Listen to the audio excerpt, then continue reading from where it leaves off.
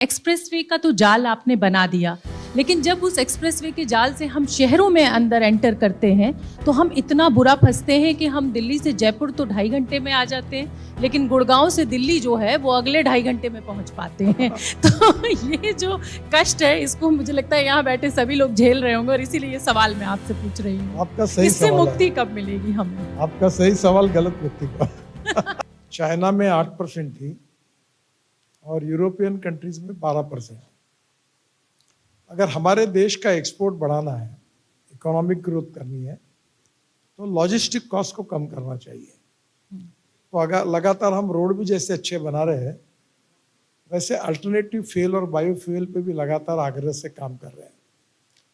तो ये मोदी जी के नेतृत्व में 10-11 साल में जो प्रयास हमने किया है, उस प्रयासों का एक नतीजा ये भी निकला है कि अभी KPMG ने एक रिपोर्ट प्रकाशित किया, उसमें उन्होंने कहा है कि 81% गुड्स ट्रैफिक रोड पर है, 1% रेलवे पर और बाकी मोड के लिए बाकी है।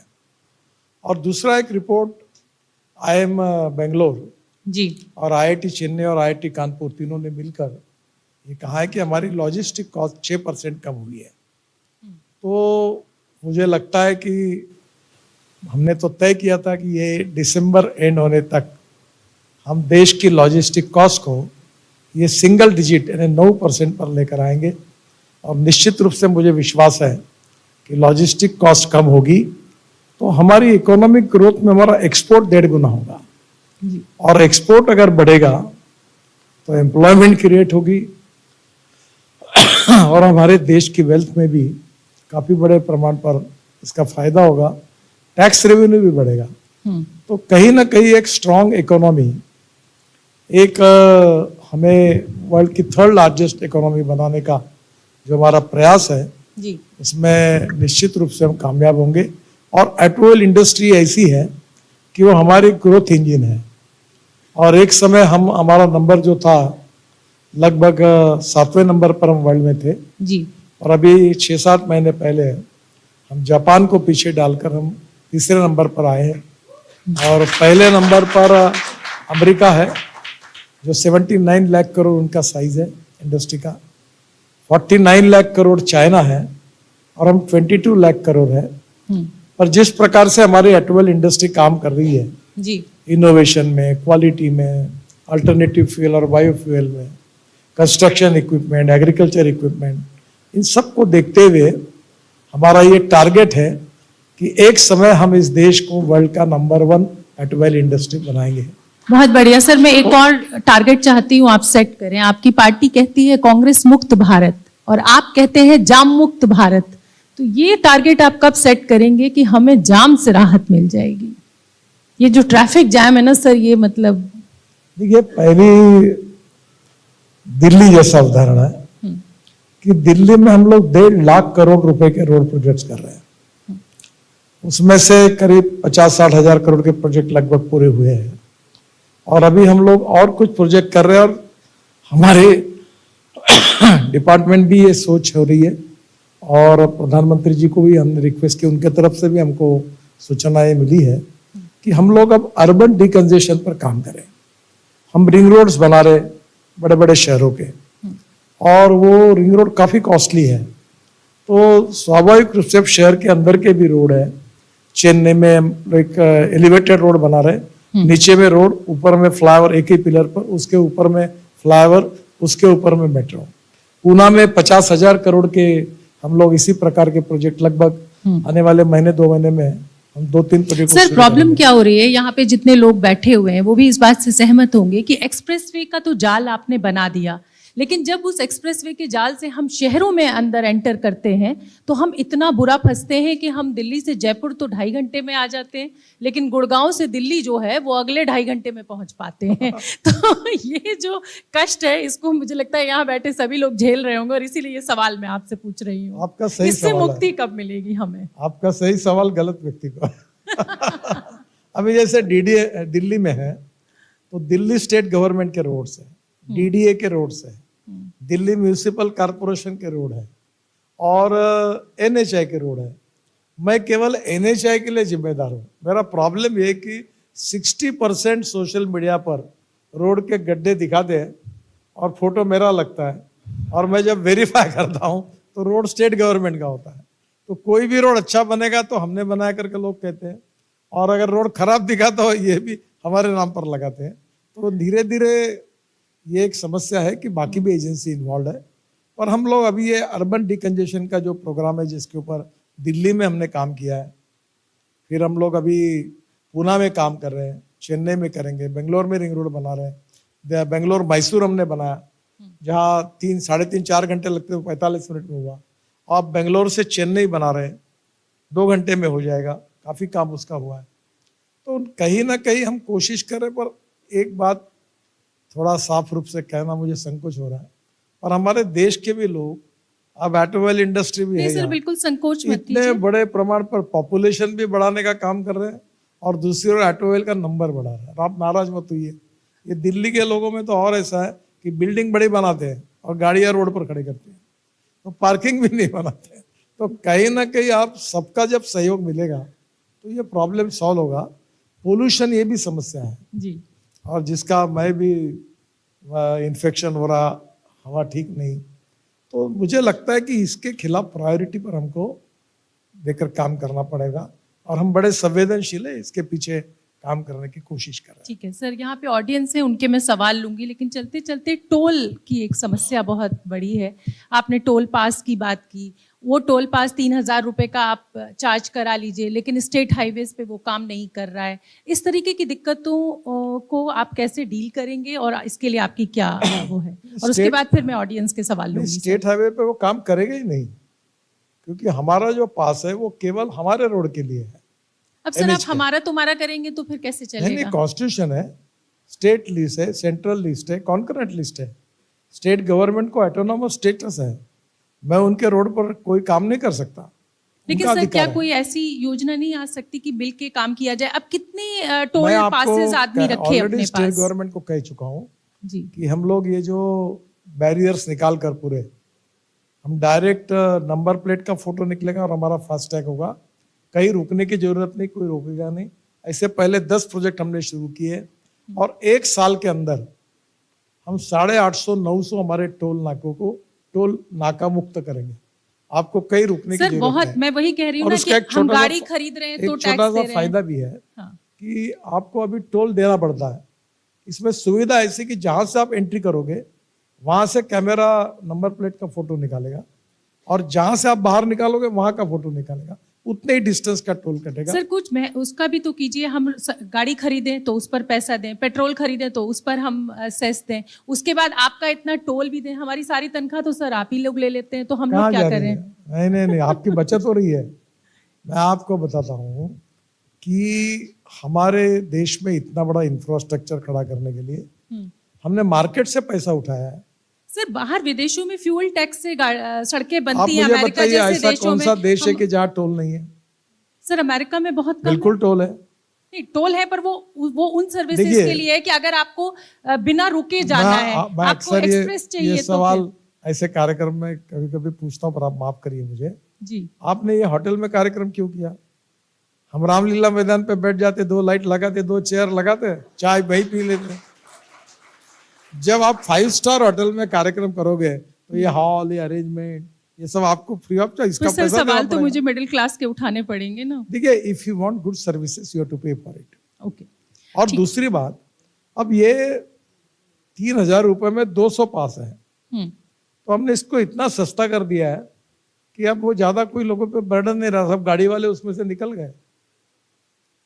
और दूसरी बात यह है scooter, auto rickshaw, agriculture goods tax नहीं, टोल नहीं है।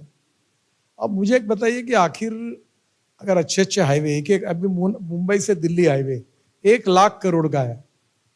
अब 1 लाख करोड़ में हमारे बजट का कुछ पैसा, कुछ मार्केट का पैसा, वो वापस तो करना पड़ेगा। पर डिले हो रहे हैं आपके प्रोजेक्ट्स। आपने कहा था कि मुंबई दिल्ली एक्सप्रेसवे खुल जाएगा, 2 साल डिले हो गया, दिल्ली देहरादून डिले हो गया, तो उससे भी तो आपकी कॉस्ट बढ़ रही है, जिसका बर्डन जो है वो हम लोगों पर आ रहा है टैक्स के रूप में। नहीं, ऐसा है, देखिए हमारे प्रोजेक्ट लगभग बाय एंड लार्ज पहले बहुत डिले होते थे, अब लगभग ये 20% पे आया है, क्योंकि हम 90% लैंड एक्विजिशन करके के बिना और पोजीशन में आए बिना अपॉइंटमेंट डेट ही नहीं देते। इन्वायरमेंट फॉरेस्ट क्लियरेंस पहले क्लियर कर लेते, फिर अपॉइंटमेंट डेट देते हैं। तो हमने काफी उसमें सुधार किया है, कानून में सुधार किया है, सिस्टम में सुधार किया है।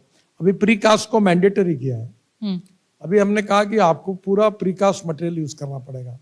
तो कहीं ना कहीं इसमें सुधार किए हैं कि मुझे लगता है कि अब डिले ज्यादा नहीं होगा। और एक बात ये भी हुई है कि डिले जो होता है उसमें इंक्रोचमेंट हटाना है। वो कानून और व्यवस्था स्टेट का सब्जेक्ट होता है।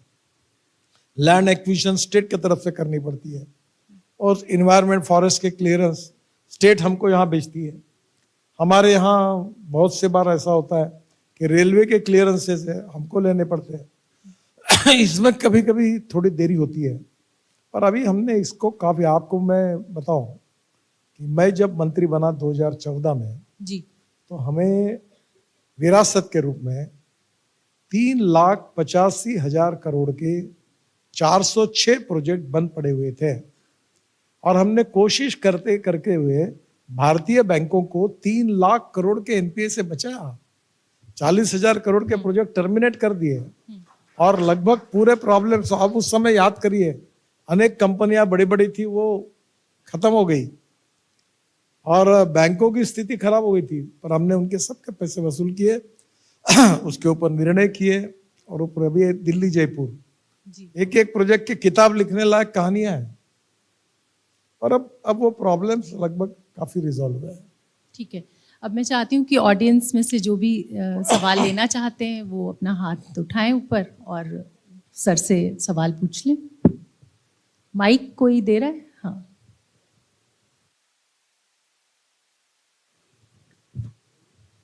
सर जय श्री राम। मैं कानपुर से मोहित सेठ। सर मेरा एक सवाल है, मेरे को कानपुर से दिल्ली आना बहुत महंगा पड़ता है टोल टैक्स। मैं सिर्फ एक्सप्रेस वे पकड़ के आता हूं तो 2,000 रुपए मिनिमम मैं पे करता हूं। तो सर कुछ करिए उसमें, एक्सप्रेस वे में कुछ करें आप टोल के लिए। आप उत्तर प्रदेश का एक्सप्रेस हाईवे यूज करते हो क्या हमारा? सर बुंदेलखंड से आता हूं मैं, बुंदेलखंड, कानपुर, लखनऊ, फिर लखनऊ। देखो कानपुर लखनऊ तो अभी हमने आधा घंटे में कर देंगे। हमने पास दे दिया 3,000 रुपए का, 15 रुपए टोल पड़ेगा। सर पता ही नहीं चलता कि किसमें लग रहा है। ये जो बुंदेलखंड का हाईवे है जी जी जी, या आगरा से दिल्ली वाला हाईवे है, ये यूपी सरकार के है। Right sir. तो ये तो हाईवे उनके रेट ज्यादा है, वो आप उनको रिक्वेस्ट करिए। सर यूपी सरकार अपनी ठीक सरकार है। है सर। नेक्स्ट, मुझे लगता है नेक्स्ट क्वेश्चन। यस, मैं आपकी बात पहुंचाऊंगा उनके पास। Thank you so much. वैसे हमने हमारी जो टोल की पॉलिसी है वो सब स्टेट गवर्नमेंट को ऑफर की है।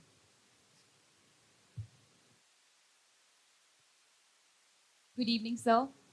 सर मेरा एक छोटा सा सवाल है, मुझे नहीं पता ये स्टेट गवर्नमेंट के अंडर आता है या आपके अंडर आता है। इंडिया में पैदल चलने वाले लोगों के लिए या साइकिल चलाने वाले लोगों के लिए एक फ्रेंडली इंफ्रास्ट्रक्चर नहीं है, और जिस तरह से पोल्यूशन हो रहा है, मुझे लग रहा है अगर एक वो इंफ्रास्ट्रक्चर रेडी होगा तो लोग साइकिल से, बाइक से जा पाएंगे अपने ऑफिस या छोटे मोटे काम के लिए। Just because it's not friendly, यहाँ पे फ्रेंडली इंफ्रास्ट्रक्चर नहीं है तो उसके लिए बहुत दिक्कत है। तो क्या हमारी सरकार इस बारे में कुछ कर रही है? विशेष रूप से जो बड़े शहर हैं वहाँ जो हम हाईवे हमारे एनएच के हैं वहाँ हम फुटपाथ डेवलप कर रहे हैं। फिर हमारे यहाँ टेक्नोलॉजी वाइट टॉपिंग, तो हम उसको सीमेंट कंक्रीट का रोड बनाते हैं। ड्रेनेज सिस्टम के ऊपर में हम फुटपाथ करते हैं और वहाँ हमने साइकिल के लिए भी रास्ता बनाया है। कुछ शहरों में एनएच में बनाया है, जैसे मेरे कॉन्स्टिट्यूंसी में नागपुर में बना है, काफ़ी जगह पर बना है और शहर तक ये सीमित है। पर हमारे जो हाईवे होते हैं उसके हम साइकिल को अलाउ नहीं करते हैं। तो जो सिटी एरिया है वहाँ करेंगे। अभी दिल्ली में भी कुछ रोड हम अंदर के कर रहे हैं, उसमें जरूर मैं मानता हूँ कि हमने साइकिल को भी अभी प्रमोट करना चाहिए। और बड़े शहरों में साइकिल हेल्थ के लिए, फिटनेस के लिए अच्छा है। पोल्यूशन के लिए भी। सर मैं पोल्यूशन के लिए अच्छा। सर एक और अगले सवाल का मैं रुख करूंगी, लेकिन उससे पहले इलेक्ट्रिक कार्स के ऊपर आप बहुत जोर देते हैं और एनवायरनमेंट फ्रेंडली है, ऑफ कोर्स पोल्यूशन कम होगा, इसके फायदे बहुत है। यहाँ पर बहुत सारे ऐसे क्लाइंट्स होंगे हम लोगों के जो इलेक्ट्रिक गाड़ियों का व्यापार मतलब आगे होंगे और उसको करना चाहते होंगे, लेकिन इंफ्रास्ट्रक्चर की बहुत कमी है। 2025 की शुरुआत तक 235 गाड़ियों के लिए एक चार्जिंग स्टेशन था। तो जब हम सरकार कोई योजना लाती है या किसी चीज़ को कहती है कि एनवायरनमेंट के लिए ज़रूरी है, लेकिन इंफ्रास्ट्रक्चर उस तरीके से पहले से तैयार नहीं होता है, तो उसमें आम आदमी पिस जाता है। देखिए पहली बात तो ऐसे ये चर्चा में ज्यादा विषय है, क्या सर? ये डिस्कशन में विषय ज्यादा है। मैं आपको पूछना चाहता हूँ कि जब मोबाइल फोन शुरू हुआ, मुझे याद है मैंने एरिक्सन का एक फोन लिया था, तो हर फोन के साथ चार्जर अलग था। अब ये भी पहले पहले दिक्कत आई कि चार्जर जो थे वो अलग अलग थे, फिर चार्जिंग के लिए समय लगता था। जी। फिर हमारे अभी NHAI में ध्यान में आया कि 24 रुपये यूनिट चार्जिंग का उसने पैसा लगाया। तो पहली बात, जो दिल्ली, मुंबई, कलकत्ता, नागपुर अपने शहर में रहते हैं, तो ये टू व्हीलर्स वालों ने एक स्टडी किया और उसमें ये ध्यान में आया कि एक व्यक्ति 24 से 26 किलोमीटर स्कूटर रोज चलाता है। अब जब उसकी स्कूटर 120-135 किलोमीटर के लिए चार्ज होती है रात को घर में, तो उसको तो चार्जिंग करने की जरूरत ही नहीं। तो जितने इलेक्ट्रिक व्हीकल अभी कार है, जी। 350, 400, 450 किलोमीटर तक चार्ज हुई। तो प्रॉब्लम जो है उनके चार्जर गाड़ी के साथ मिलता है, घर में होता है रात को। प्रॉब्लम कहाँ है कि दिल्ली से मुंबई जाना है जी। या अभी दिल्ली से देहरादून जाना है या दिल्ली से जयपुर जाना वहाँ है, वहाँ NHAI के तरफ से 670 रोड साइड एमिनिटीज हम बना रहे हैं और उसमें भी अब पॉलिसी में काफ़ी बदलाव कर रहे हैं। तो मुझे लगता है कि निश्चित रूप से आने वाले समय में जी। हम लोग चार्जिंग सिस्टम सस्ती करेंगे। और सो पावर मिनिस्टर साहब को भी मैंने रिक्वेस्ट की है कि जो चार्जिंग जो होंगे उसके लिए जैसे टैरिफ अलग कोई आप दे सकेंगे तो जरूर दीजिए, ताकि हम सस्ते में चार्जिंग कर सकें। फिर और एक कोशिश हो रही कि जैसे हमारे रोड साइड एमिनिटीज में रेस्टोरेंट है, ये है, उसके ऊपर में सोलर लगाया जी। तो वहीं सोलर से वो चार्ज होते, तो वो भी कोशिश हो रही है। तो मुझे लगता है आने वाले समय में चार्जिंग ये प्रॉब्लम नहीं है, और अगर प्रॉब्लम रहता तो electric two wheelers, electric car, इनके सेल में 25%, 30% राइज क्यों हो रहा है, लोग क्यों ले रहे हैं? इसका कारण ये है कि ये कोई प्रॉब्लम नहीं है, पर जो दूर जाते हैं उनके लिए समस्या है। दूसरी बात, इसमें भी लगातार खूब टेक्नोलॉजी बदल रही है जी। शायद जल्दी हम ऐसे सिस्टम पर आएंगे कि स्कूटर से लेकर ट्रक तक चार्जिंग करने वाली सिस्टम एक ही होगी, और हमारे चार्जिंग सिस्टम में भी हम बहुत कम समय में फटाफट चार्ज करते जाएंगे, हमें कोई रुकने की जरूरत नहीं पड़ेगी। ये लगातार डेवलप रहा। मैं हाइड्रोजन की गाड़ी में आया हूँ, तो आज वो तालियां होनी चाहिए इस पर। कोई और सवाल कोई पूछना चाहता है? माइक दे दीजिए प्लीज। आप वैसे ही पूछ लीजिए, आवाज तेज है आपकी। बोलिए, मुझे पता रहता है।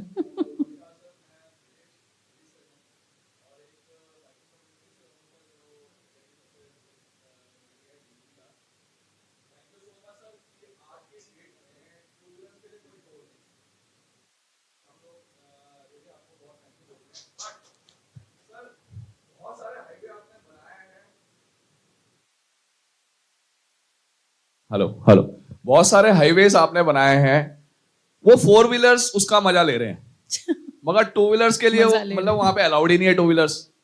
तो सर मैं ये जानना चाहता हूँ कि सर हम लोग भी ओवरऑल इंडिया कर चुके हैं, हम जाते रहते हैं, टूटे फूटे में भी कूद कूद के जाते हैं।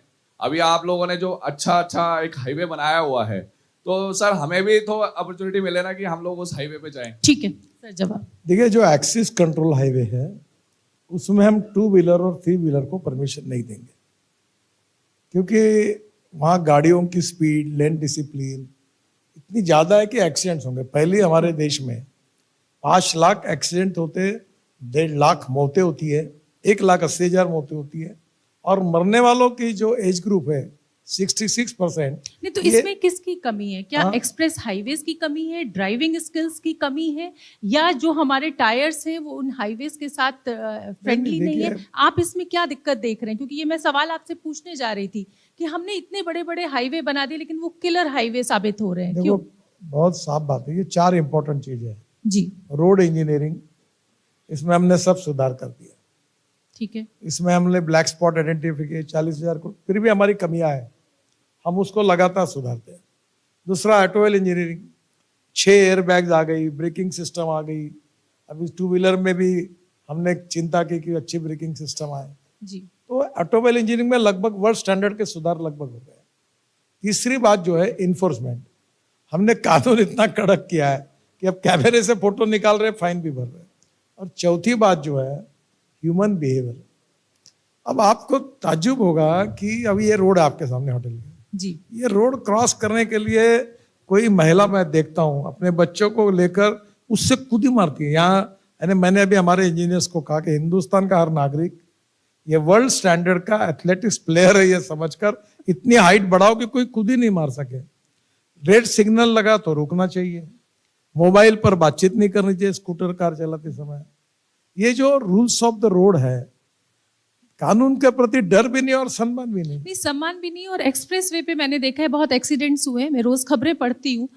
रॉन्ग साइड से ले आ रहे हैं, एक माँ और बेटे देखो की डेथ हो गई। हेवी व्हीकल ने कौन से लेन में जाना, लाइट व्हीकल ने कौन से लेन में जाना, सब है। हम लगातार एजुकेट कर रहे हैं। और एक बात बताओ, क्या आप बाहर के देशों में जाइए, वहां कितने लोग कानून के बराबर चलते हैं। यहाँ तो ये इतना लाइटली लोग लेते हैं कि कहीं ना कहीं आप जैसे मीडिया के लोगों का भी सहयोग चाहिए, ताकि कानून के प्रति डर भी नहीं और सम्मान भी नहीं, ऐसी जो अवस्था है इससे बाहर निकलना पड़ेगा। और अभी इसलिए हम रोड सेफ्टी के लिए हमने बच्चों पर कॉन्सेंट्रेट किया है।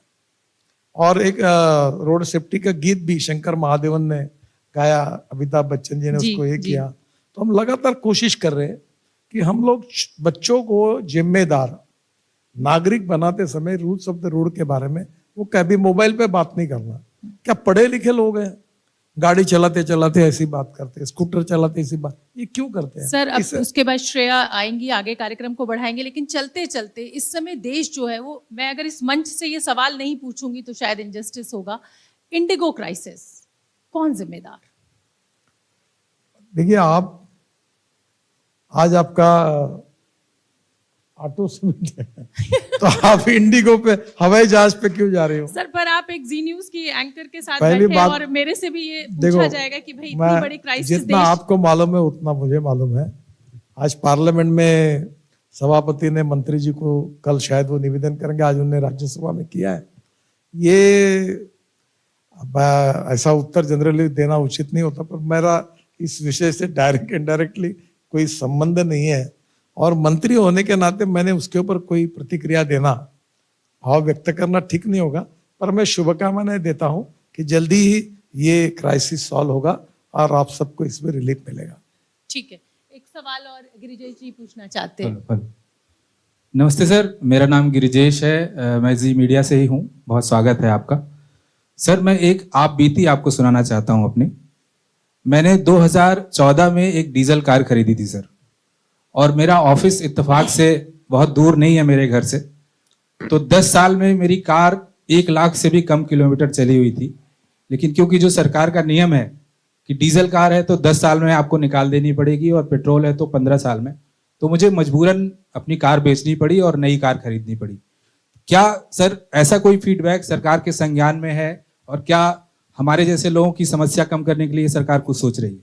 सर पूरी सर आप मीडिया के हैं, आपने कभी देखा है कि कोई एंकर एक ही कार्यक्रम 10 साल चला रही है? सर सर चलिए एंकर जीवन को छोड़ में दीजिए, सर एंकर को आप छोड़ दीजिए। देखिए, मैं जब कॉलेज में था तो मैंने 2 व्हीलर खरीदी की थी, तब उसका एवरेज 32 किलोमीटर पर लीटर था। तो मैं सबको कहता था कि मेरी गाड़ी 32 किलोमीटर एवरेज देती है। अब वो 80 और 88 किलोमीटर आए। अब इलेक्ट्रिक गाड़ी आई, इलेक्ट्रिक स्कूटर आई, सीएनजी की स्कूटर आई। सब आपकी जो गाड़ी एवरेज देती है, आज नई गाड़ी क्या देती है, इलेक्ट्रिक का खर्चा कितना?